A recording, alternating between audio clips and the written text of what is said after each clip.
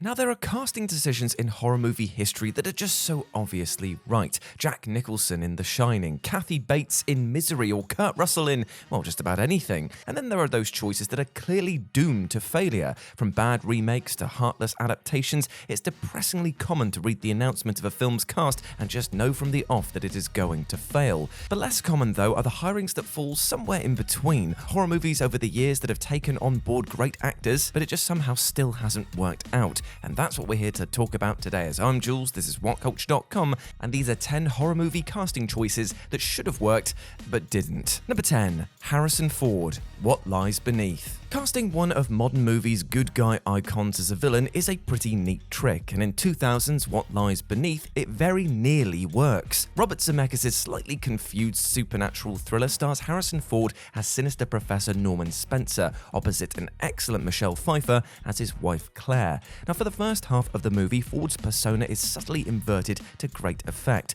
On and off screen, the man has always come across as a benign, curmudgeonly sort, with no time for fools but being a decent guy all the same. In What Lies Beneath, Ford brings that unknowability to the fore. There's no real reason to believe that he's guilty of anything, but when a neighbor goes missing and later another woman disappears, Claire can't help but fear that her husband knows something about it all. The film unfortunately goes to pot when Ford's character swings from dark figure to full-on villain. The idea is a good one on paper, but it just doesn't work. He's never believable as a murderous monster, and the more the film dips into spooky ghost action, the further adrift he feels. Number 9. Ellen Burstyn, The Wicker Man. Whether The Wicker Man needed remaking is definitely a separate debate, and I can summarize that for you. It didn't, but the 2006 effort is a deliriously enjoyable disaster, and key to this is the lead turn from Nick Cage in prime bad Cage mode as Sheriff Edward Malice. Cage watched the Ed Woodward original, focused only on the final frenzied minute, and worked at that pitch for the whole hilarious duration. Ellen Burstyn then is tasked with stepping into Christopher Lee's shoes as the mysterious island's leader.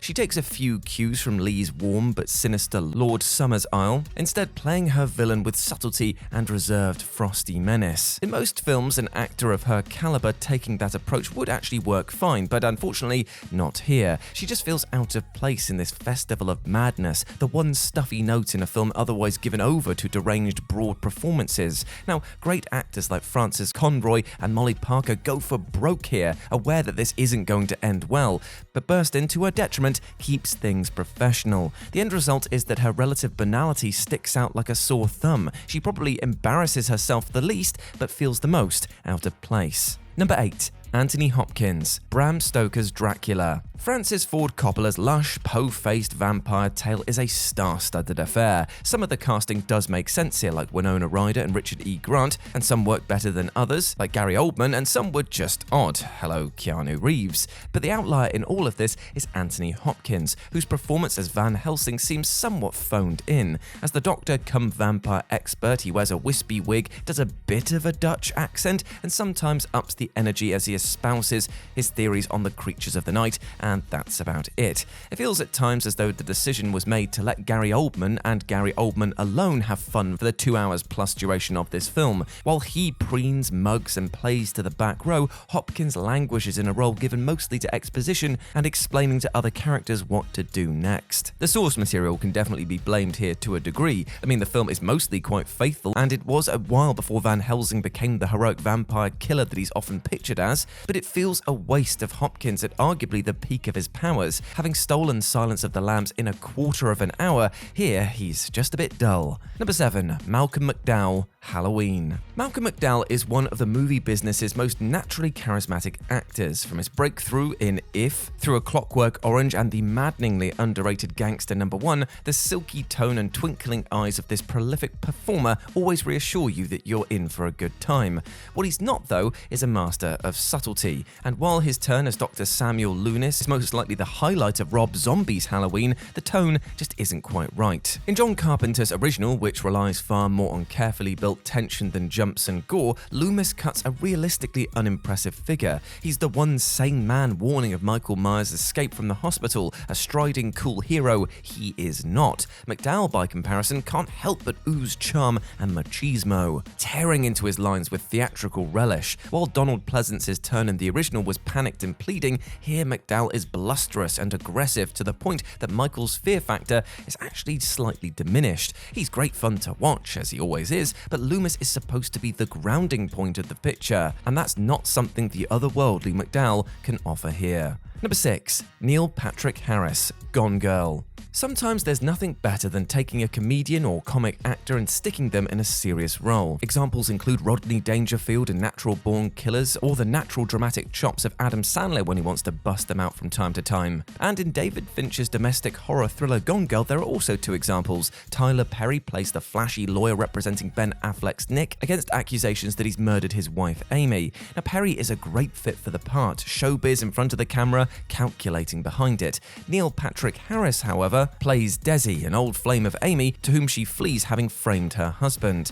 Harris unfortunately flounders in the small but pivotal role, never quite sure how to play the character. Desi is simultaneously a shark and a shucker, a rich, controlling man to keep Amy in his life, but who will ultimately be played by her. The immensely likable actor can't quite tap into the darkness that the script demands here. We're meant to get the idea that Amy might have finally tripped up, returning to a man who's sinister, if not downright dangerous, but instead he's a slightly toned down version of his sitcom persona. Number 5. Anne Hathaway, The Witches. Of all of the old school horrors that one could choose to remake, The Witches actually isn't a bad shout. The original bristles with genuine menace, but a modern spin on Roald Dahl's gleefully cruel fairy tale could actually be worthwhile. Unfortunately, Robert Zemeckis' 2020 effort really wasn't it. While Anne Hathaway tries gamely in the role of the Grand High Witch and is by no means the film's biggest problem, she's stranded in a role that doesn't really fit in a film that's never really going to work. The original film felt claustrophobic and tense, and by contrast, Zemeckis' work is almost a psychedelic affair, colourful and zany.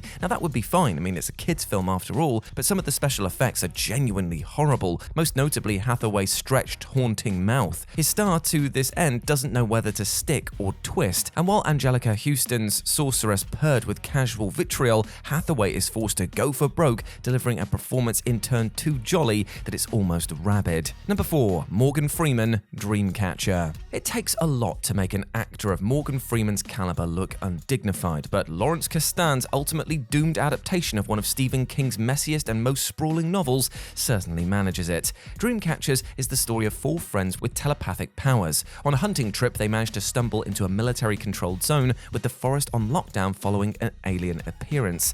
Into all of this confusion stomps Morgan Freeman as Colonel Curtis. Now the viewer might breathe a sigh of relief. The grown-ups have arrived, finally. Surely good old Morgan Freeman will make all of this add up, but unfortunately, no such luck. Freeman is strangely miscast as a zealous anti-alien wild man, complete with truly bizarre eyebrows. He tries to cruise through on star power alone, but his heart's just not in it by any means, and it's hard to blame him. Dreamcatcher slowly transforms from something singularly weird to a more run-of-the-mill aliens versus human fare, and all Freeman can do is just sit back and watch. Number 3. Vince Vaughn, Psycho. Gus Van Sant is a proper director's actor, capable of getting career-best performances out of the likes of Keanu Reeves, Matt Damon, and many, many more. Casting the rising Vince Vaughn in the pivotal role of his experimental Psycho remake seemed like it could actually be a winner for all concerned. For reasons of presumably sheer curiosity, Van Sant decided to reproduce Hitchcock's masterpiece shot by shot. The cast had some ringers, from William H. Macy to Julianne Moore, but the key part of all of this was of course Norman Bates. With his lanky, all-American frame and cheery face, Vaughan could have excelled as the unassuming hotelier with a core of darkness. But alas, it wasn't to be. While Anthony Perkins's Bates slowly exhibits his inner turmoil through tics and subtle line readings, Vaughan seems to flip a switch between nice boy and axe murderer modes. He's stilted and quite nervous here, as though he's not quite sure what he's doing, which really is a question worth asking of one of the most intriguing but ultimately pointless movies in Hollywood history. Number 2. Bill Paxton, Frailty. This taut tale of religious fervour turned to violence was the sole feature directorial effort of the late Bill Paxton, and behind the lens the actor does little wrong. He delivers a pacey tale on a small budget with a terrific twist that reshapes everything the viewer has just seen. His misstep, unfortunately, is the role that he gave himself. Here Paxton plays Mr. Meeks, a single father who suffers a mental breakdown, leading him to believe that he's the hand of God, sent to rid the world of demons who happen to look and act like and purport to be regular regular humans. At his best, just the aliens and one false move, Paxton is a force of nature actor. With varying degrees of likability, he'd found a niche playing blabbermouth characters who tended to come to a rather sticky end. And here he's tasked with a lot of brooding, a lot of religious chat, some killing, and not much else. It doesn't help that the script is remarkably functional, moving from plot point to plot point without putting much meat on the character's bones. By no means is Paxton bad in the role, it just doesn't really suit him, and with his dual jobs there's no one to steer him in the right direction. And number 1, Jackie Earle Haley, A Nightmare on Elm Street. Now, horror loves a remake, but there are few franchises more difficult to tackle than A Nightmare on Elm Street. And that comes down to one thing, the Freddy Krueger factor. Robert Englund's winking, nodding performance as the dream-stalking monster carried any number of rather duff films, and that is a big red and green jumper to fill. Jackie Earle Haley was, in theory, a fantastic choice. His stock had never been higher off the back of Little Children and especially Watchmen, wherein he stole the show as Rorschach, a character few performances could have even brought to life to begin with. He seemed a great fit for the razor-fingered murderer and would perhaps take the film in a more serious direction, but Haley was unable to escape the shadow of his predecessor, and ultimately the less quip-heavy Krueger only helped to sink a film that was actually doomed from the start. What's more, the CGI-enhanced Freddy just kind of looks off. The aim was to make him look more like a burn victim, and that definitely succeeded, but Krueger is supposed to be a boogeyman, a creature of nightmares. Binding him to reality inevitably reduced the fun that Haley could have had in this role, or that we could have had watching this movie.